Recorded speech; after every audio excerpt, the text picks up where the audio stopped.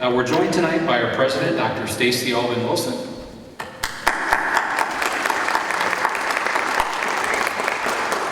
Our vice president, Ms. Lisa Glover Jones.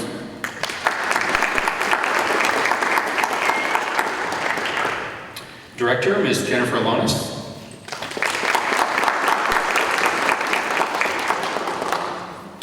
Director, Dr. Brad Thomas.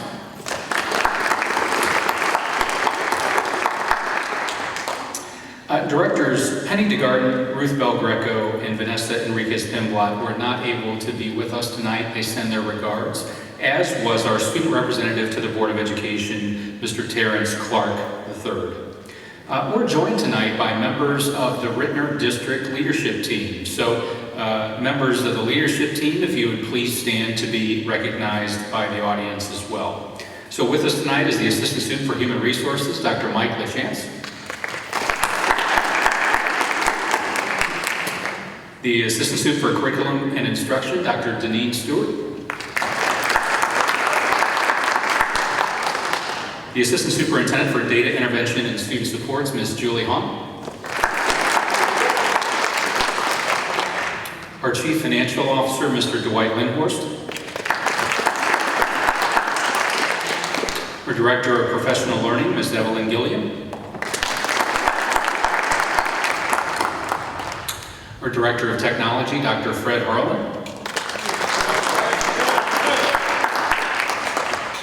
Our Director of Child Nutrition, Ms. Dina Hill.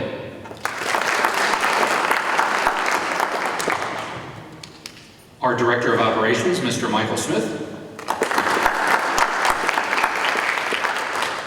Our Director of Secondary Education, Dr. Bruce Green. Thank you all for being here this evening. Also, we're joined by some elected local officials from the Office of County Executive, Dr. Sam Page, the Education Liaison, Ms. Desiree Whitlock.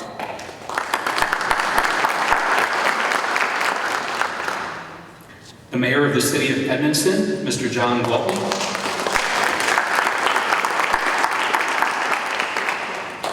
Mayor of Overland, Mr. Marty Liu.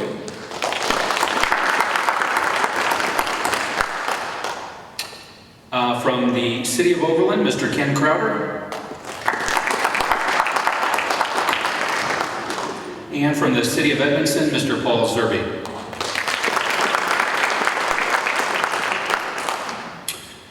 Our Ritenour High School Principal, Dr. Jana Haywood, you'll be hearing from Dr. Haywood shortly.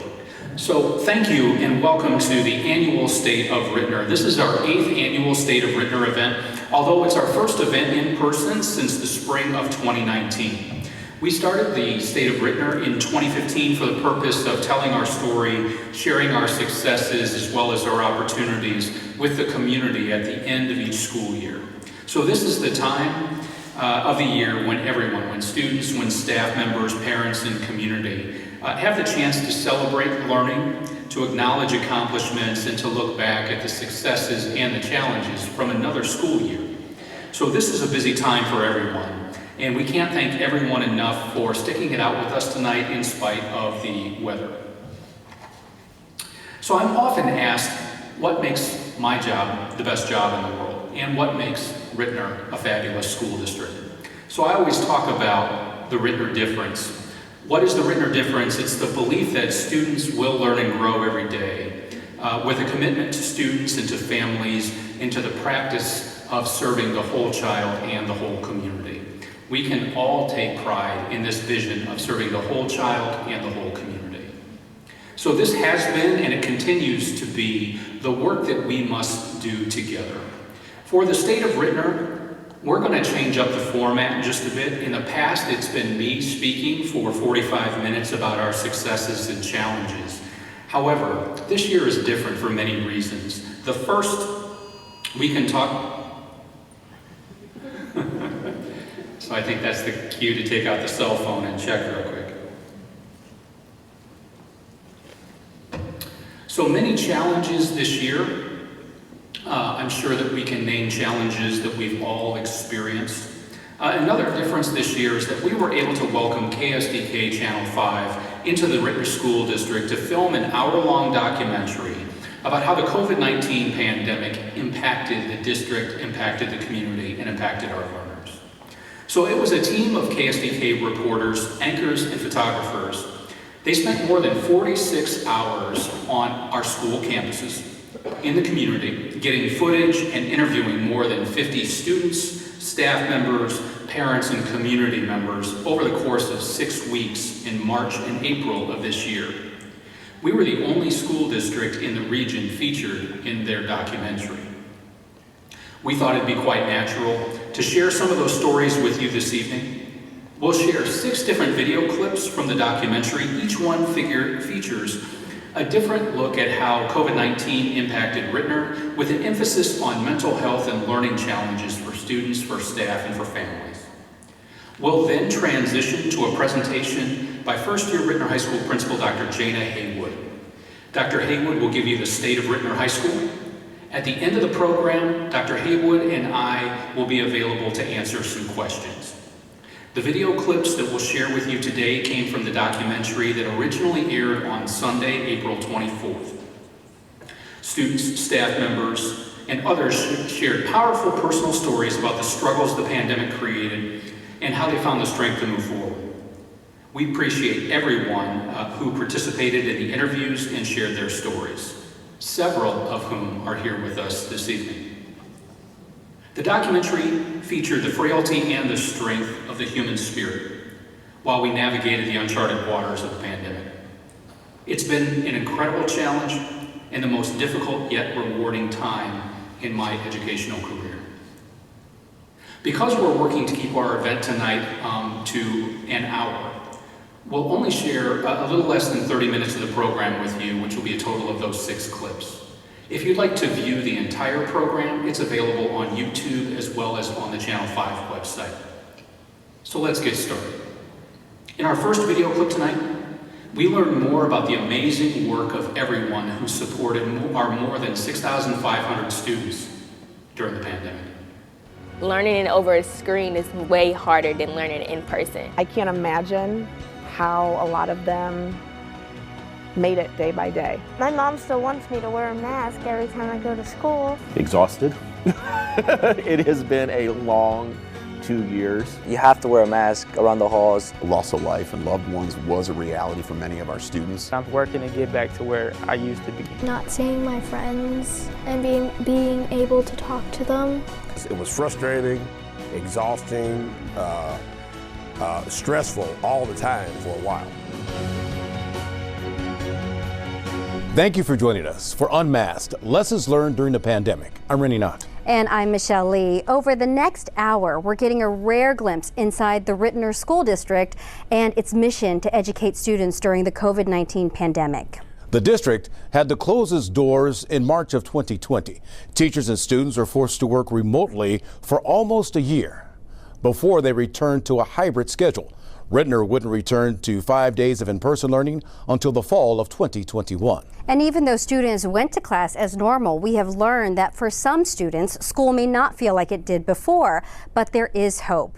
While students dealt with the stress of virtual learning, many actually mourned family members who died from the virus. Our Pepper Baker spoke with a school counselor who works with the young students, some who dealt with losing a loved one for the first time.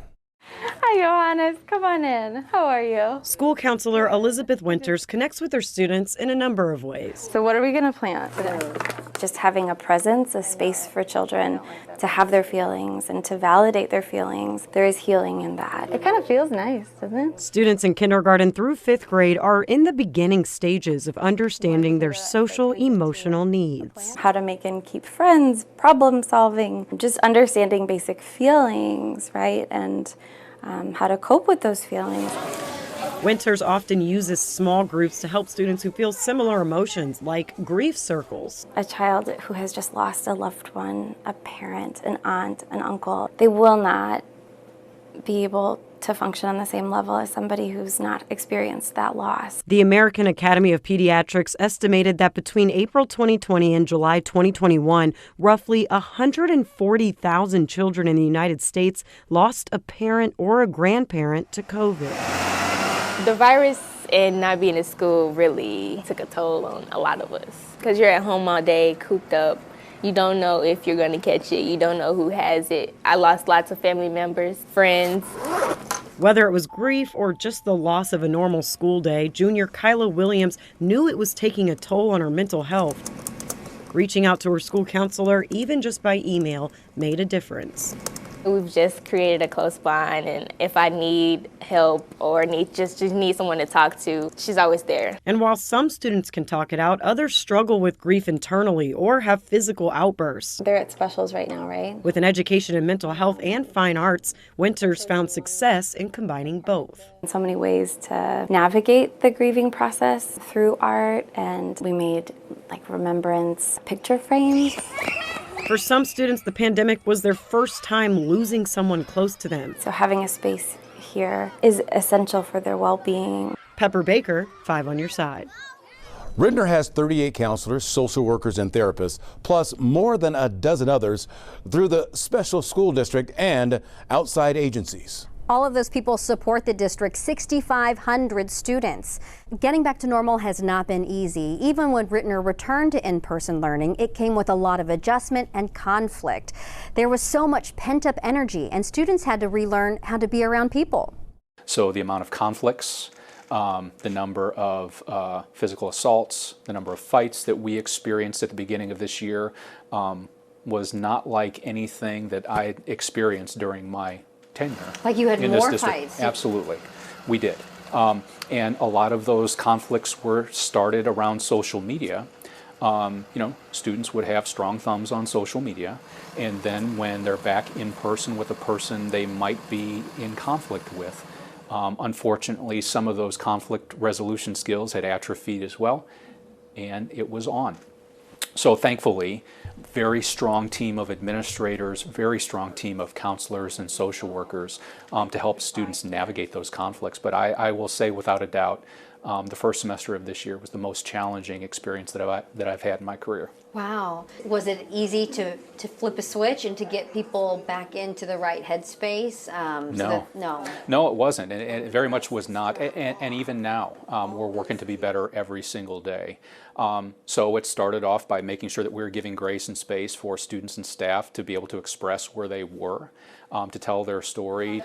If we're going to take care of one another, we have to give the space for people to take time to put a priority on their self-care. Because we were seeing that we were working very hard, but we weren't at our best for students because we were at the end of our rope. And so, based on keeping our ears and eyes open, we called a self-care day, and in the future we may need to do the same thing. There's no manual for how a school district should operate during a global pandemic. Dr. Brian Rich is the principal at Ritenour Middle School. He navigated uncharted territory with one mission.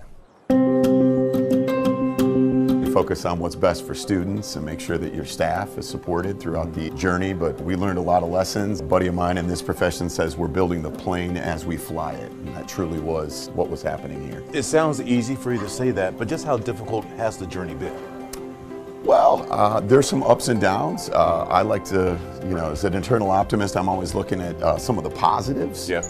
Great resiliency shown by our staff and absolutely our students. So absolutely proud of what our teachers were able to do. But to say that it was easy, absolutely not. How difficult was it for the students to transition into virtual learning? Because that's a whole new world for them. Right, so I think that's the most impressive thing is that we suddenly overnight became what we call a one-to-one district where every student had their own personal device.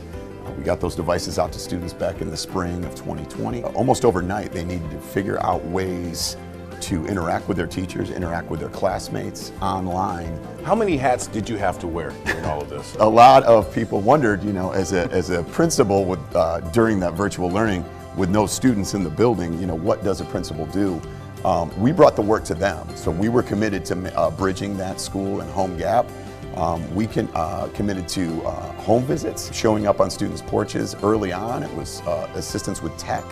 But as the pandemic progressed and as our virtual learning went month to month, we found ourselves in a position where we needed to keep those relationships and those connections with our students. So basically any teacher that was not on a Zoom interface actually live teaching with our students we were farmed out into the community and knocking on doors, celebrating student successes, checking on students that were not logging in. How important was it to have those wellness teams? Right out of the gate, we knew we did not want to force cameras on. That became an equity issue for us. Some of our students, their backgrounds, maybe they weren't in a position to share with their peers what their background looked like. Maybe they were in a transitional living space. Maybe some of our students were logging on from restaurants or wherever they could get internet access. So we very quickly determined it was not going to be a camera on mentality. And so many of our students took us up on that. So our teachers were often teaching to full black screens. Wow. So that piece was essential. We needed to get out and see our kids. One of the things that we saw during the pandemic was a lot of brushback from parents, a lot of confrontations verbally, because I think a lot of folks didn't quite understand and didn't want to be told what to do. We did not need to convince our parents or our students that this crisis was very real. Loss of life and loved ones was a reality for many of our students, supporting the students through that trauma, and even some of our staff members. And I was proud of the fact that I was supporting a community that did take it seriously. Students coming into the hallways right now to see them again. Oh, some masked, some unmasked, but to see them again in person. Hey guys, good morning. Reminds us of what it is that you know, this is a calling for us to be with students, right? Not to be online. So it's I know I speak for my entire staff.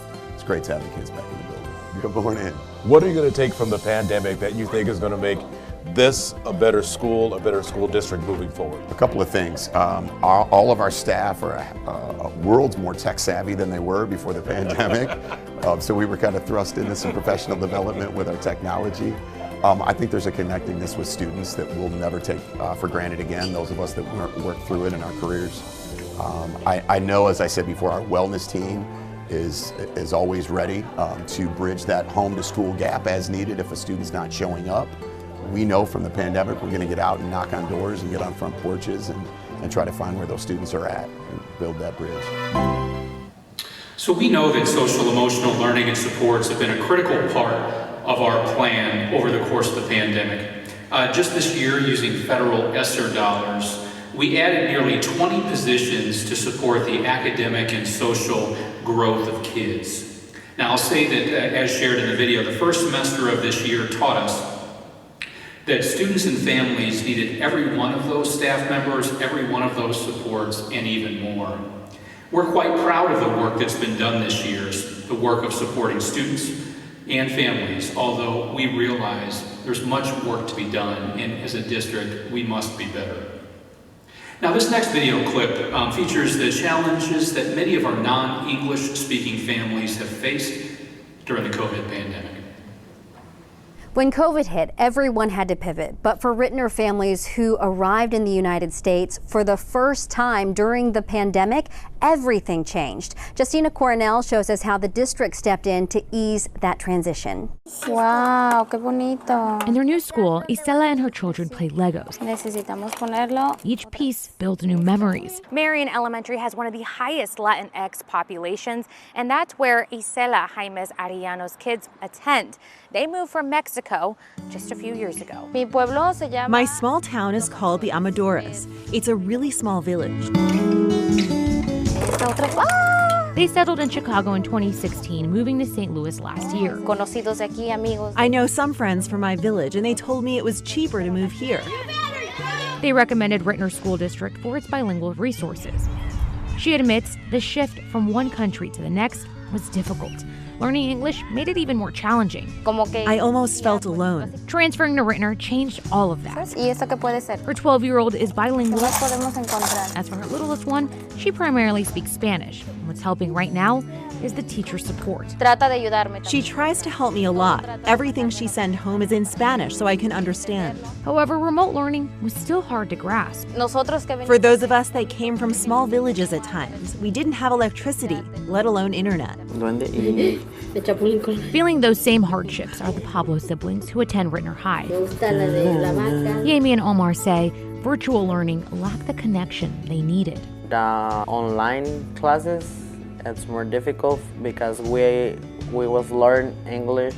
So when I was in online, I'm not learning the better because, you know, when you are in person with your teacher, he's playing like more better. In the school, they explain us really well. Like if you don't understand, they show us things, And in the computer it was like, okay, show your screen. And I was like, how am I gonna show you my screen? I don't know how to do it. Buenas tardes, soy Aurea Maltman. Virtual town halls in Spanish started in 2020 to help families navigate this new life and new way of learning. Pero eso es lo que deberían hacer. Adding bilingual counselors and staff members to the mix made the journey a bit easier too. Pues es un secreto, ¿no? Judy Mcgarth is a bilingual art therapist for the district's elementary schools. Oh, ¿vas a dibujar la casa? On average, she meets with 35 students a week. Me parece como naranja, ¿no? The kids express themselves on what they've endured. Some students left without being able to say goodbye just for safety reasons, and so there's like sometimes that lack of closure. She reminds them by drawing it out, it's okay to stand out. Ser bilingüe es un superpoder, entonces, so like being bilingual is a superpower. Vamos, vamos! Martha Piñones also helps English language learning students at Ritenour's International Welcome Center. Okay, adios, muchachos. This is our school for new arriving kiddos who are new to the country and don't have as good of English skills to be able to function in a big high school or a big middle school. During the pandemic, the need for the center was even more important. Adios! This year we've had a big uptick of students, as you can imagine, after the pandemic coming in. So we are at almost 90 students. Piñones tries to provide resources to her students and their parents. A lot of the kids ask about just immigration attorneys and where to get medical care. She knows moving to a new country and the barriers it creates can be a big weight to carry. And her goal is to connect the students with each other and relieve some of that heaviness. Small groups, therapy groups, just being able to see that others have a similar story is huge. And as sad as it sounds, like that they've all been in the hielera, that they've been through the desert in Mexico, and that they've, have immigration pending cases. All of that stuff helps them see like, I'm not alone and I matter and I can get through this. As for Arellano, she continues to form her new life and in the process hopes to build others up. Me gusta llegar y decirles, no, pues mire. I like to help new arrivals and say to them, I just got here too and I can help. It feels nice having someone despite not knowing each other. And they come to us too, and we can all become united. Justina Cornell, 5 on your side.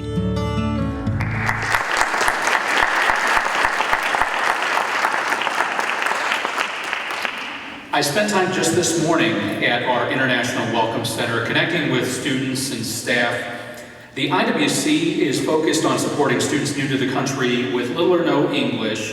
The IWC has grown since the documentary. At this point, there's over 100 students that are at the International Welcome Center, and then this morning, there was a team from the Bayless School District that were on site to do a site visit because Bayless is starting the process to open a welcome center for students new to the country in that district as well.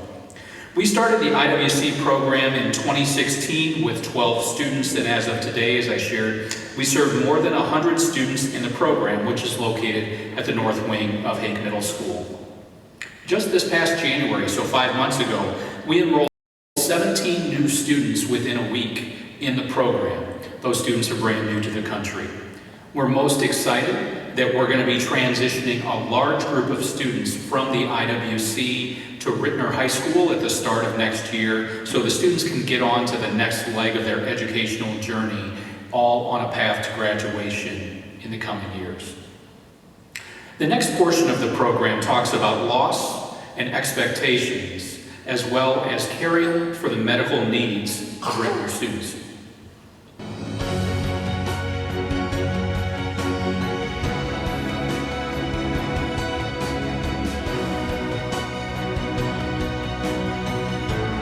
When students were sent home in March of 2020, some did well, others not so much. Working remotely was especially challenging for students who needed extra support. Pepper Baker shows us how the district helped those families make it work. How are you? Good. Nice to see you today. Husky Academy Director Matthew Berry. How are you? Makes it a point to greet his students by name every day. What's up, Carlos? How are you? I'm so glad you're here today. We know that if students don't feel a sense of belonging, feeling better, they're not going to feel a sense of learning. He oversees Ritenour's alternative school for middle and high school students who face challenges that don't fit with the traditional school setting. We have several different programs where students are able to access their learning, education, obtain their high school credits, and kind of do credit recovery. These students may have to care for their siblings, balance work with school, or they may have behavior issues, and the pandemic only added to those stresses. I read a statistic saying that about 60 or 70% of all mental health services that students have access to happens in the school. Building up on that access is important, especially after COVID. Rob Eaton knows the stress of balancing life and remote learning all too well. I'll be honest, I don't know how households did it if the parents couldn't stay home. He has a 10th grader and a 6th grader. I go from one end of the spectrum to the other. Brianna is gifted and excelling in everything she does, and then Noah is globally developmentally delayed. The switch to virtual learning for a student who needs speech training, physical and occupational therapy required Eaton's wife to stay at home full-time. Half of 4th grade, all of 5th grade, and a chunk of 6th grade, she sat next to him all day, every day. He also worried about keeping his teenager on track. Especially when you're talking about a high school student that needs credit hours and needs to be able to graduate. There are some days that you don't want to get out of bed. You're so exhausted and tired and burnt out. I wasn't getting that connection with my teachers to just go up and be able to ask questions. The sophomore ended up excelling in the virtual setting and decided to remain remote when other kids returned to school. It's allowed me to adapt to changes, and it's giving me more of a independency. With a sense of normalcy returning, Barry and Eaton are moving forward. Exhausted. It has been a long 2 years. We may be out in terms of COVID, but I think that we're still in kind of recovery mode where we are with learning. Our kids might not have got the A's and B's that we were hoping for. They might not have, but you know what? They're alive. Pepper Baker, 5 on your side. Other than a little confusion with distributing the devices, Eaton praised the Ritenour School District for providing resources to the students working remotely. Caring for the physical health of students also became more difficult when students were sent home. 2 years later, the district's medical staff says they've learned a lot. The Husky Health Center opened just months before COVID-19 shut the district down. It provides pediatric checkups, medical exams, and even immunizations. After months of telehealth, the clinic staff says its behavioral health services have never been more vital. We definitely overutilize our behavioral health services. So we do, for all our medical visits, not only are we taking care of their medical, listening to their heart and lungs, what medications they need, but also screening for signs of depression or even for our adolescents. The district provides transportation for students from different schools during the day so that they can visit Husky Health. The only thing that's required is a signed parental consent form. So the Husky Health Center, in partnership with CARE STL, has been in place in Ritenour since 2019. The Husky Health Center meets the needs of pediatric, medical, and behavioral health needs at no cost to families, no out-of-pocket cost. We're in talks currently with CARE STL to move the Husky Health Center to the Husky Support Center, which is located at the Six Corners at Midland and Woodson, which would allow for the expansion to include dental and pharmacy services. We believe in Ritenour we must serve the whole child and the whole community, and the Husky Health Center is a perfect example of that vision. Now, our next segment gives all the chance to see some of the challenges that some students faced socially and emotionally as they return to in-person classes after learning virtually for nearly a year. Social emotional learning has been just as important to get kids back on track, pushing academics less and focusing on the whole student. Imagine learning in 8th grade. You'd start high school virtually. That was a lot for a 14-year-old. By the time learning was back in person, So we are the University of Missouri. you're expected to start college prep. Do you feel behind because you kind of missed that social, emotional component to high school? Absolutely. I think there have been a couple of times where I've just been very frustrated that I have 2 more years left and it feels like I've just started. So yeah, I definitely think that I have a feeling of needing to catch up to something that I missed. Social emotional learning is very real, on top of actual academic learning. After 306 days of being out of school buildings, there is so much catching up to do. That is what keeps me up at night. The idea that we're not getting the learning outcomes for every student that we're after, largely due to the impact of the pandemic. From hybrid learning to virtual academies, students today have more ways to learn than ever before. And teachers understand they need to meet students where they are. So we need to see if they're grieving, how do we provide those supports?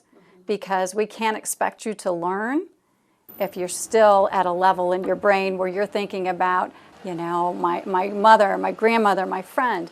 Still, administrators paint a positive picture ahead. You know, we're looking at attendance on a daily basis, but those students that are coming, that are connected, they're going to start to thrive again. What is something that you're looking forward to? Is it college? Is it your high school experience? What is it? I definitely think the process of getting exception letters. That's a very specific thing I'm looking forward to. Not necessarily college, because with college comes work and, you know, academics, but that's the point where I'm like, oh, I've succeeded. I'm good. The next portion, the next clip, will share a bit more of the social emotional challenge, and we'll give an in-depth look at the challenges that one of our high school seniors, the challenges that that student had to overcome. You've probably heard it, that it takes a village to raise a child.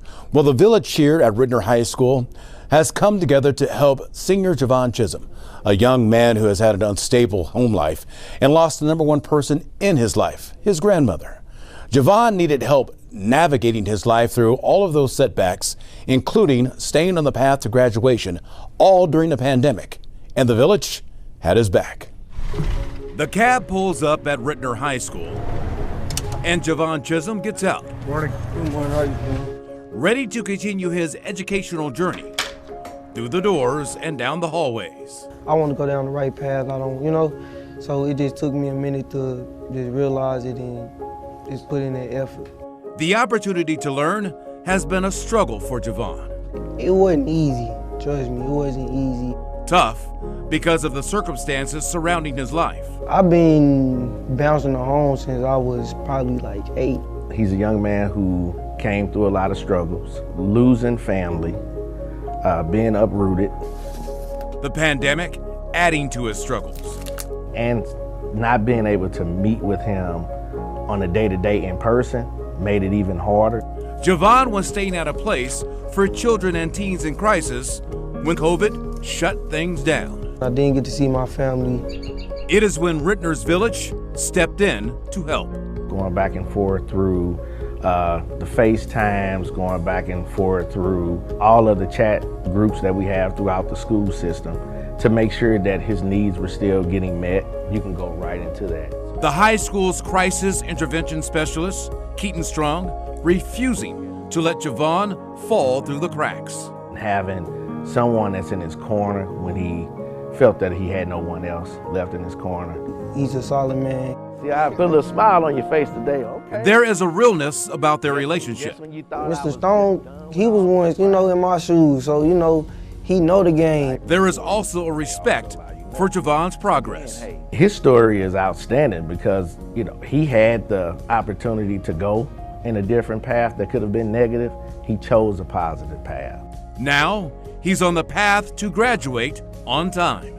Teachers, family members, it was just the support that kept me going. I want to see everybody that supported me, I want to see them see me walk across the stage. Javon is proving that nothing can stop him. Not a crisis, not COVID. It's most definitely possible. You can get through anything you put your mind to. I can't wait for graduation. I'm probably going to be the loudest person at graduation for him. So I'm proud to report that Javon Chisholm will walk across the stage during the Ritenour High School graduation ceremony on Saturday, June 4th at Chaffetz Arena. Let's give Javon another round of applause.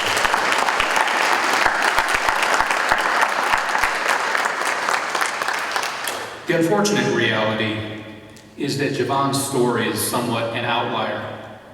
We have many other students that had similar situations in their lives, similar to Javon, and who will not be walking across the stage on June 4th. This is our challenge as an organization to be better. This is our call to action to move closer to our district goal of 100% of students graduating prepared for college and career. Now, before I turn the program over to Dr. Haywood to tell you more about the state of Ritenour High School, we've got one more video clip to share with the audience this evening. It's a powerful piece that shares the voices of students from Ritenour High School. We begin with Ritenour High School students, each sharing their own struggles and the efforts they're making to regain what many feel like they've lost. I guess the first question that I like to ask people is, how's it been going? Are you okay? I would say for me, it's a little challenging. I'm overcoming slowly but surely. Things are still a little rough because I still have like my habits from quarantining still. So a lot of still procrastination and slacking a little bit, but I would say slowly but surely overcoming. Can I just follow up with that? Because I think it always takes such a big person to recognize that they have things to overcome. So I don't know, how did you come to that conclusion? I used to be on top of everything. I'm still part of everything. I'm involved in everything. But my grades and my academics used to be high, as well as the extracurricular things that I do. And now that balance has not been the same anymore, but I'm working to get back to where I used to be. Can you relate to that? For me, it was a little different. When the pandemic first started, I picked up a job because I can make some money while I'm not really too focused at school because it was online. So I was just doing something to get by. I still got pretty good grades, but I also realized that if I build bad habits from the beginning, it was gonna get to me. Especially with my older brother, he always pushes me. So he got me to go into the gym, and he would wake me up at 6 in the morning, 5 in the morning, and I really hated it. I really did. And it took me like 2 months to get used to it, and then it got to a point where it just felt weird. It felt weird not to go to the gym in the morning. I was always very involved in school, but I feel like I lost a lot of that freshman and sophomore year dealing with the pandemic. So I felt like coming into it, I was like, I'm gonna do everything. And I did. I started doing everything, getting involved in anything that I could, staying after school for late hours to do things. And I think my biggest thing, because I'm in student council, so my biggest thing was to build more community in our building because we lost that and people haven't gotten their real high school experience. And so it was just kind of big and important to me to bring that here. And I feel like at some point I got burnt out. The first 3 months, I was completely burnt out coming back into the building. At first, I was excited to be virtual, and then I started taking advantage of the fact that we were virtual, and I got behind. And I'm a person that holds myself to high standards, so it set me back emotionally. I became very emotionally unavailable for myself, and it led to failing classes, I had to literally last 3 months had to do as much work as I can to pass my classes.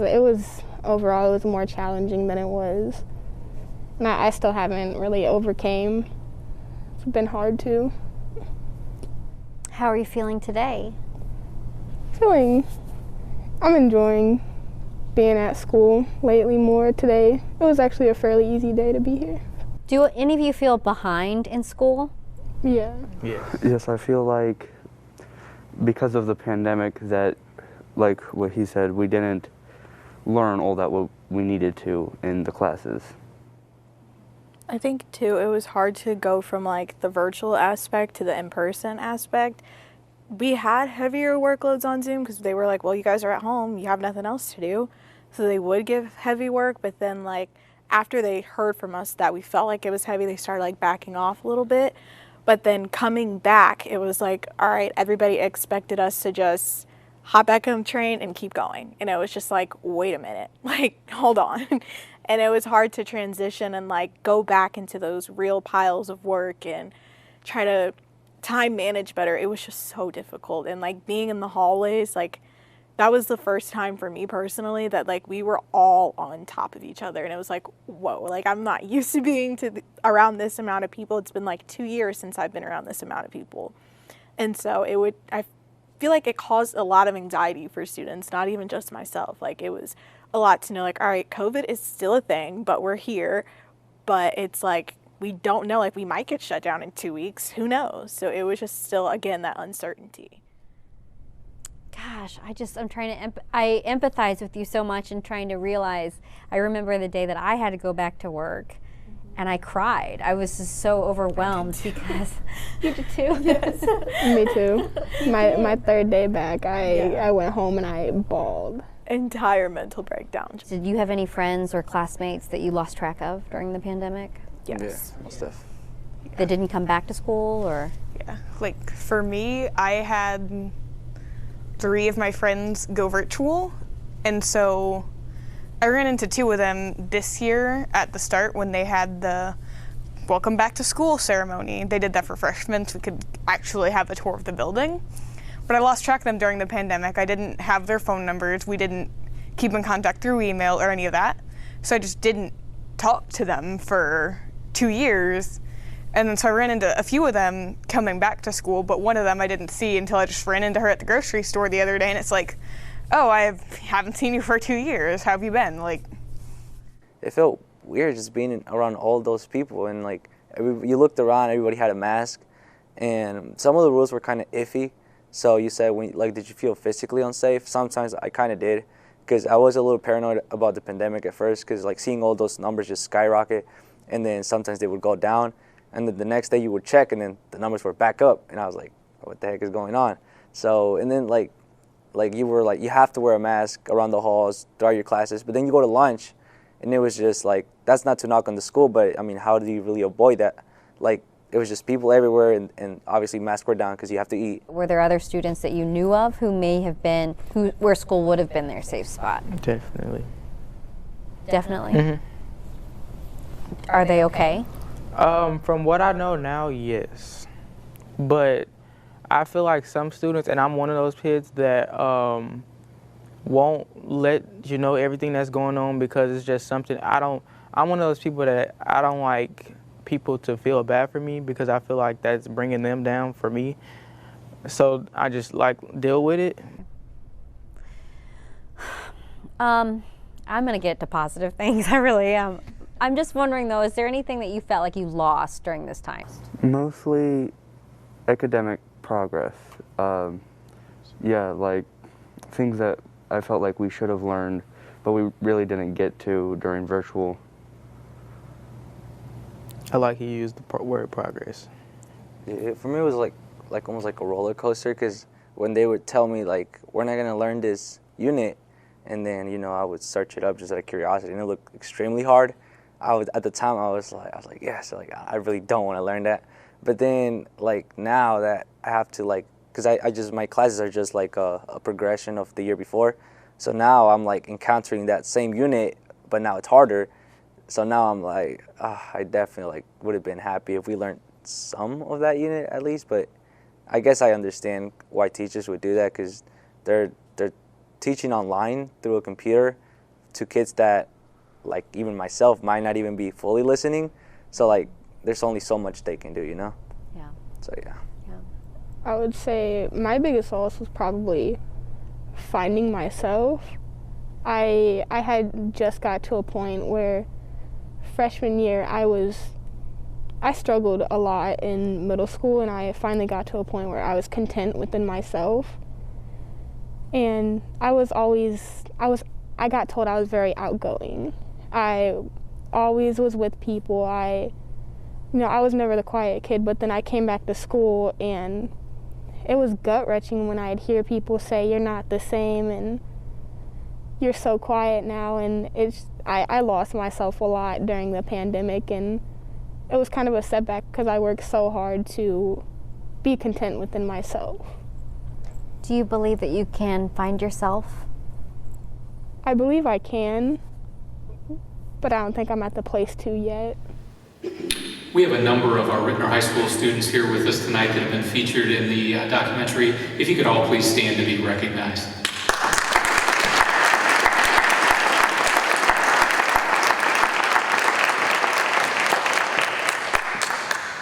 So when you think about leadership and when you think about people speaking from their heart and using their, speaking from their head and their heart, I think that's a perfect example of our Ritenour High School students speaking about their experience. I hope you've enjoyed the different format tonight of this State of Ritenour, using this opportunity to talk about our year. Very excited now to turn the podium over to Ritenour High School Principal, Dr. Jana Haywood, to share a State of Ritenour High School. Dr. Haywood.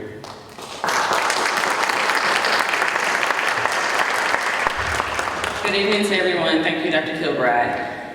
Wasn't that an amazingly powerful story that was just shared? I think it's just one of the things that makes it easy for me to serve in the role as a principal when I'm able to hear the triumphant stories of our students as well as our staff. And so I'm looking forward today to sharing some of the challenges that we face, but make no mistake, this is a story of triumph or victory. It is a story of positioning us as a school to move forward with a very powerful and just promising future here at Ritenour High School. So we started the year with the theme, Reset Ready Ritenour High School, Back in Action. As a school, we experienced some of the noted challenges that you've already observed in the documentary, but I can't help but say COVID-19 again, because COVID-19 continued to bring up the question whether or not we should mask or not mask. We had to face quarantines. Sometimes we made classroom closures in the matter of a moment. We had to cover classrooms, sometimes with substitute teachers that were willing to come in at the drop of a dime. We have one of our faithful substitutes here, Mr. Oldfield, this evening. We had to put custodians in positions to make sure that our classrooms were sanitized, cafeteria workers, secretaries, teachers, nurses, and the list goes on. It certainly was a community effort. Most notably though about COVID-19, and I don't want it to be lost on any of us, is that more than 1 million people lost their lives. And our families, our community, all experienced the impact of that loss. Sometimes it was the loss of a loved one. Sometimes it was the reality that there was unstable housing in our families. Perhaps there was the loss of a job, the absence of a friend to help support them during the most difficult times. As a result of that, we did notice some spikes in mental health crisis with our youth and some social media abuse. Our staff and students had to be reacclimated to full-time in-person learning, which was no easy task. Sometimes we covered our classes, and that became difficult because there was a substitute shortage across the region. But despite all of those challenges, I would not define our school year at all by those moments. It's by the fact that each and every day we came back. We got stronger, we supported one another, and here we are on May 19th, poised and ready to continue the journey together. Our athletic programs and activities department bring life on the school, offering a full menu of extracurricular activities for our students. Leadership students were able to spiral us into service projects. We were able to come back to school to a facility that was fresh, beautiful, and welcoming. In response to some of the challenges faced in the opening weeks of school, additional SEL positions were added, and the high school went through a master schedule overhaul. I'm going to spend some additional time now highlighting the facility upgrades, SEL positions, and the master schedule changes.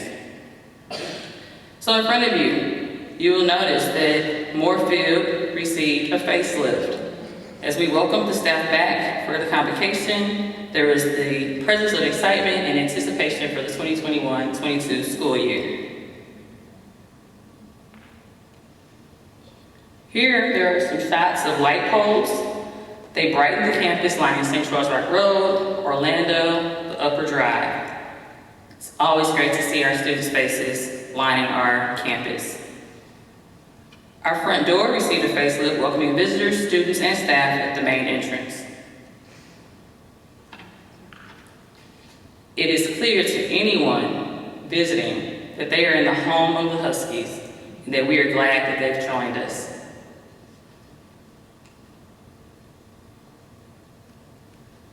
Costello also got in on the new look, wrapping the doors to the gym.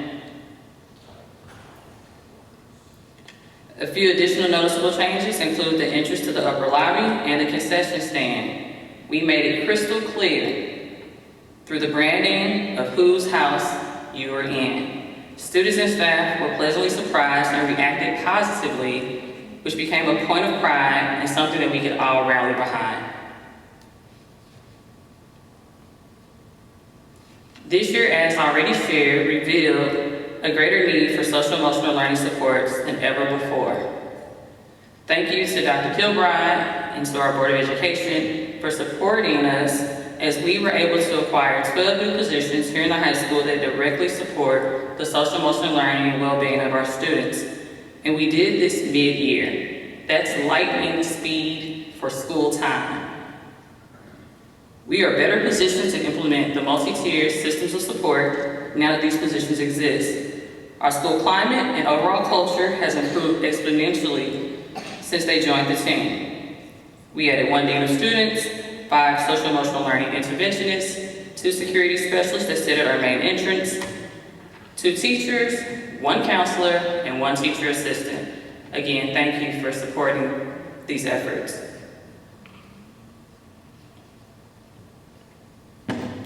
Part of my role as principal here at Ritenour High School is to work towards continuous improvement each and every day.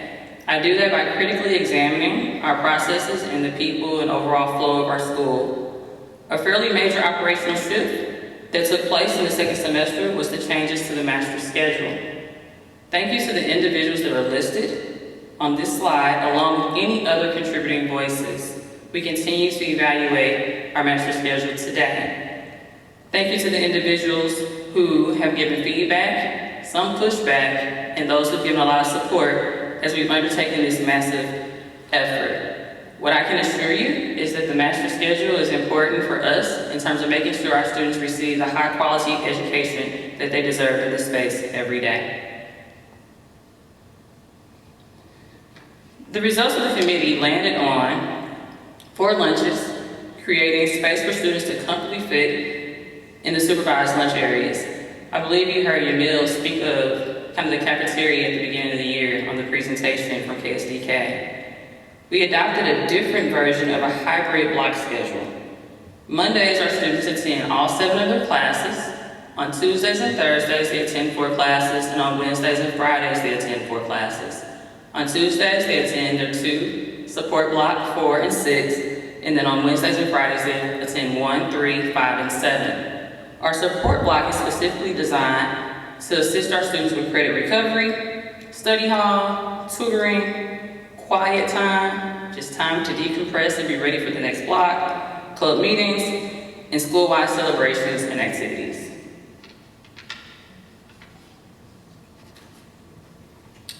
As we begin to turn the page on the 2021-2022 school year, I'm excited to be planning not only for next year, but the years to come.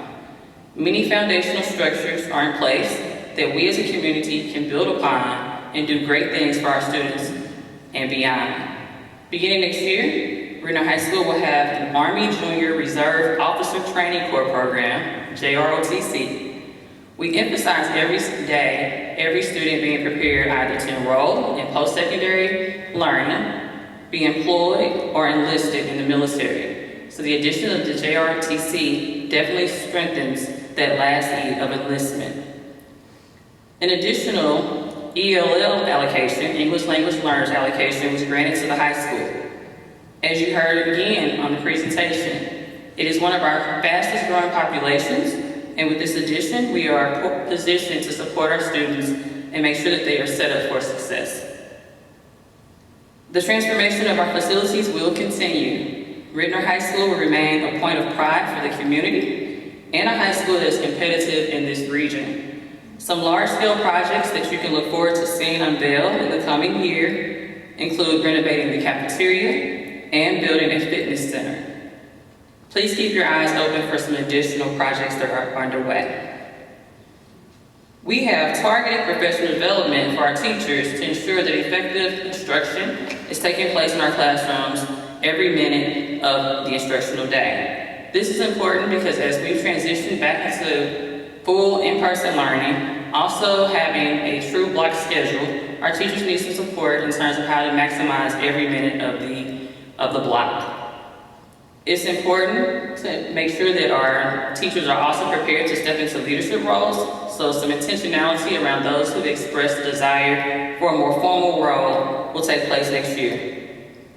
Finally, as the state moves from MSIP 5 to MSIP 6, I am optimistic and appreciative that DESE will place more emphasis on the non-quantitative metrics and give credit for gains, no matter how small or how big, from a more equitable lens. Perhaps you've heard of the Teach and Lead program, better known in our district as the Grow Your Own program. It is definitely a point of pride and an area that we're excited to continue growing here at Ritenour High School, as it's already thriving and we expect it to continue to grow. It was established to address the projected teacher shortages.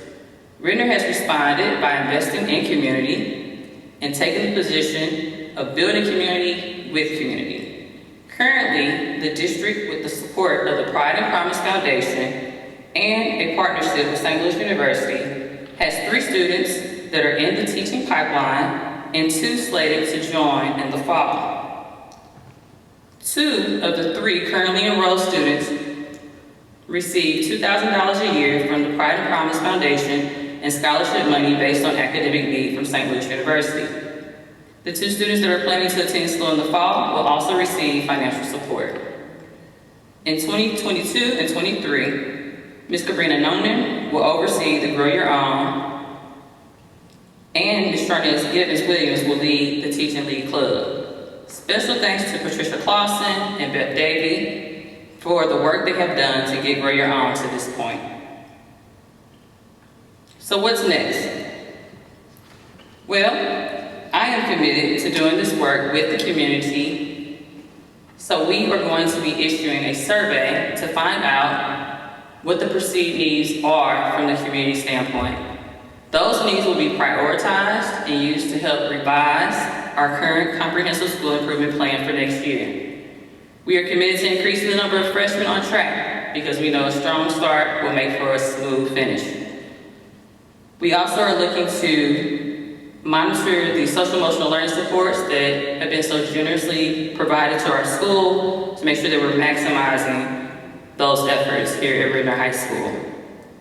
And finally, we'll be monitoring data, attendance, academics, and cultural climate data to let us know if we need to have a change, of course, or make any adjustments along the way. So before I wrap up, I do want to take the opportunity again to invite you to celebrate with us on June 4th, the class of 2022, because ultimately that is what all of this work is about. And I'm excited to be able to hand them their diploma on that day at Shapers Arena at 6 p.m. Make no doubt, we are Ritenour strong. The future is bright here at Ritenour High School, and I thank you for coming out this evening.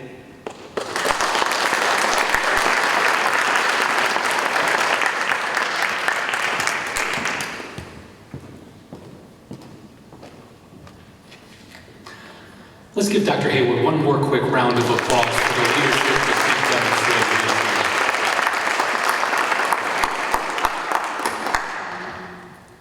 Now, Dr. Haywood and I are available to take a couple of questions from the audience. We've got about 5 minutes remaining for this opportunity.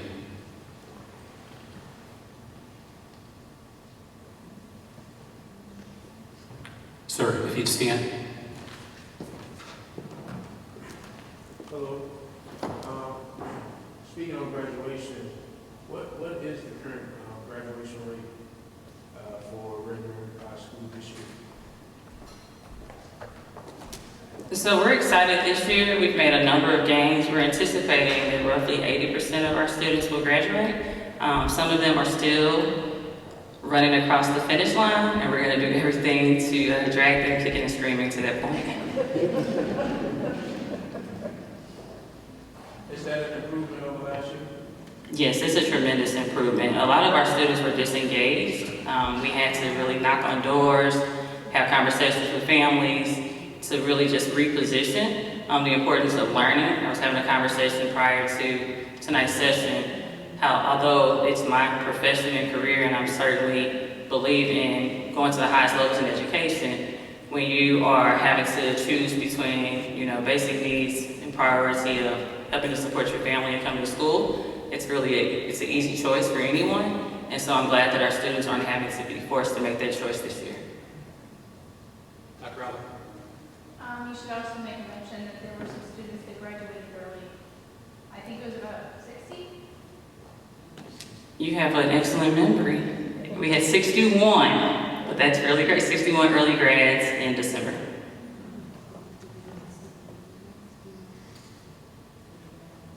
How is the climate as far as school, how the school year went in the beginning with the fighting? Has that simmered down a bit?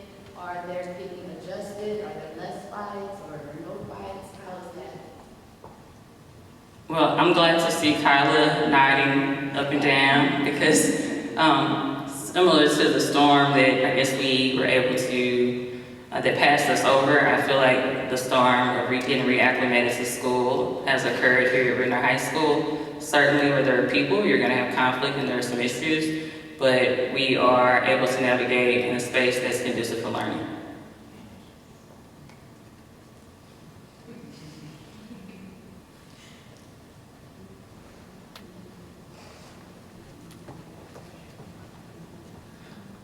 Well, certainly, if you have other questions that come up, please feel free to reach out to Dr. Haywood. Please feel free to reach out to me if there's some things from tonight that maybe trigger you in the coming days, cause a question. Please feel free to reach out.